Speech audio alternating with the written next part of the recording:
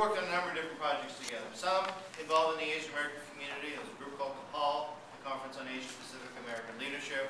Grace was a board member for a while there. And it's really designed to encourage people to go not into medicine, not into engineering, not into the variety of things, the variety of professions, as important as they are, and as important as our parents want us to go into, but to do some cutting-edge things. Maybe we should have had a Conference on Asian Pacific American Comedy, because then we would have promoted your career. But Conference on Asian Pacific American Leadership is to bring Asian Americans into public policy, into government. It's a program that is encouraging college students to come to Washington, get internships, and work on Capitol Hill, work in administrations, work in public policy. That's where I first met Mark.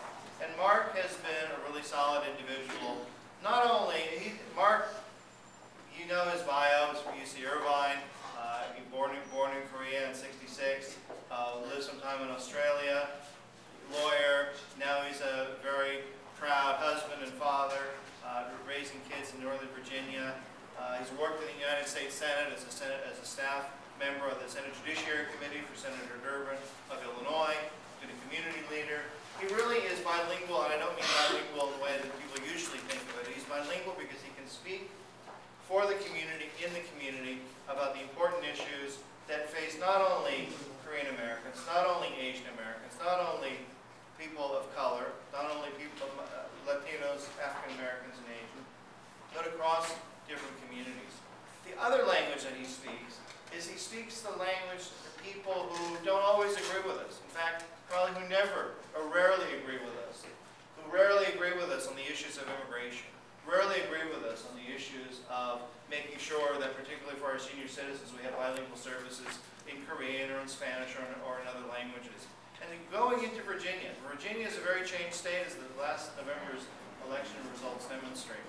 But I know, I'm confident, because I know that the people that Mark works with and sometimes works against, and he advocates for and he advocates against. I know he has the respect of people who don't always agree with us, who don't always see eye to eye on the important issues facing the Korean American community and other communities. And when Mark gets elected to the House of Delegates, when he gets elected and goes to the Capitol in Virginia, he will represent the people in his county, and as I move back to Washington, D.C., I'm thinking of moving into Mark's district so I can vote for him in November. That's right. But he will represent people, he will represent his constituents, he will represent each and every one of us in this room, and the state capitol.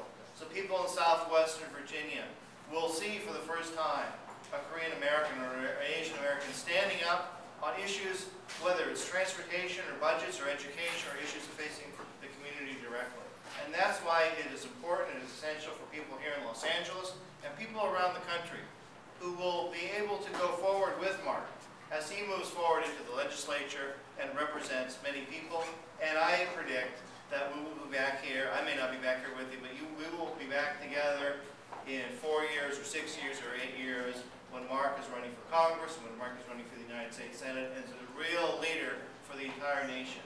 So I'm really, really proud to have known Mark for all these years, his wife Alex, and those whose lives he's touched. So without further ado, I want to bring Mark up here, and this is really his night and his time. I don't know, where is he? There he is. Mark,